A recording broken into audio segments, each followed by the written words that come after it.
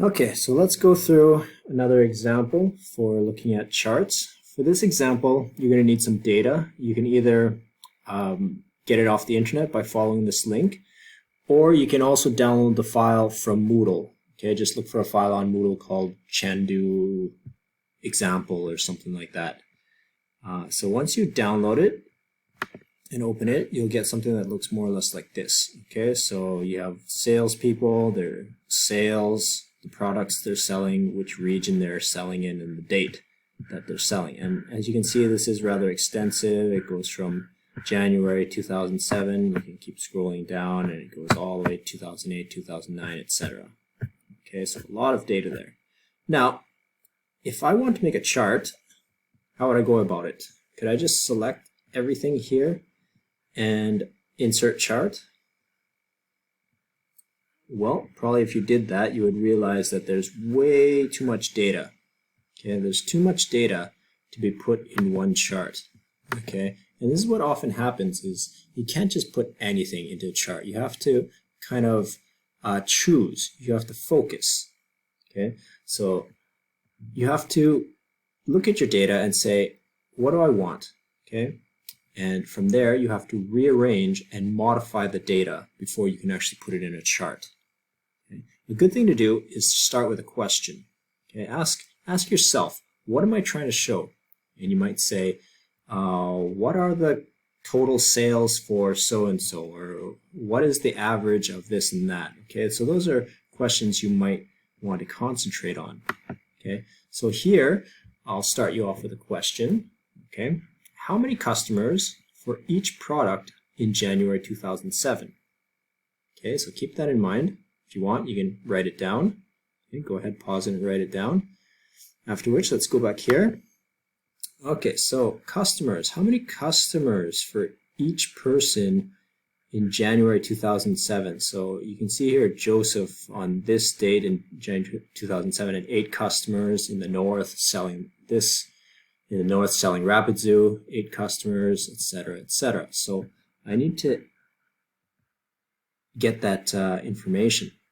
Okay, now I kind of set up the question rather easily. All the data is actually just this first section right there because it is January 2007.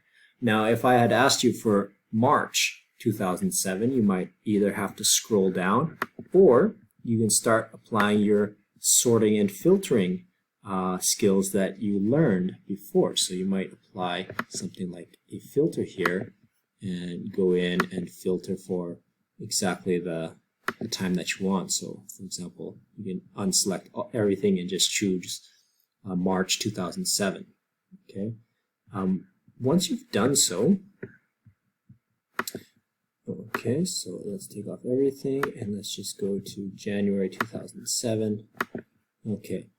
Now, when you filter, like I said before, some rows get hidden. Okay, and that might complicate things. So the first thing you want to do after you filter or sort or whatever, just take the data that's interesting to you and just copy and paste it somewhere else. So I'm just going to copy that and paste it right on over here. Okay, so there we have it. And what we're interested in is this time, and we wanted to know the salespeople and the number of customers. So a lot of this is even unnecessary. You might even go and start taking out things that aren't necessary. So deleting those things just so you don't get confused. And deleting that stuff right there. And now I'm ready to find what are the sales for Joseph. What are the sales for Lawrence, Maria, and Matt. Okay, and this becomes a little bit easier now. So now they're kind of grouped together there, and I can do a sum of Joseph's customers.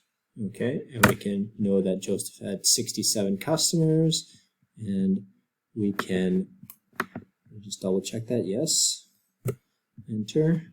And then now for Lawrence, we kind of did the same thing. Sum. So, okay.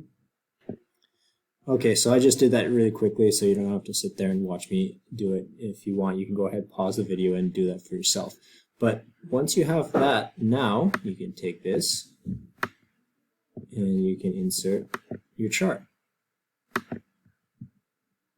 Okay, and of course your useful title. So number of customers for each sales person, January 2007. Okay, so again, a nice descriptive title is always very, very useful. Okay, so there you saw an example of rearranging your data and having that. So let's see if you can do this now. Let's make up a question. Okay, so let's say, what are the total sales for each person in, let's say, March 2009. Okay, so go ahead, pause the video, work on that for a little bit, and see if you can come up with the answer. When you're done, unpause the video and check your answer. Okay, go. All right, so ready for the solution. You probably did something very similar, probably applied your filter or something like that, went down to 2009 March, got the people, the numbers, and then pasted it over here, and then you can start doing the sums. So here are the sum of the net sales for Joseph and the net sales for Lawrence, etc., etc. And then you can generate your chart from there. Right?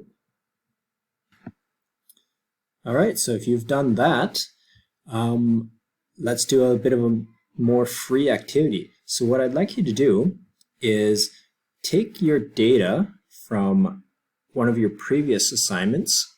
So perhaps assignment 3 might be a good one, where you had all the data that you split up into various sheets. You could use that, or you can simply just reuse that Chandu example.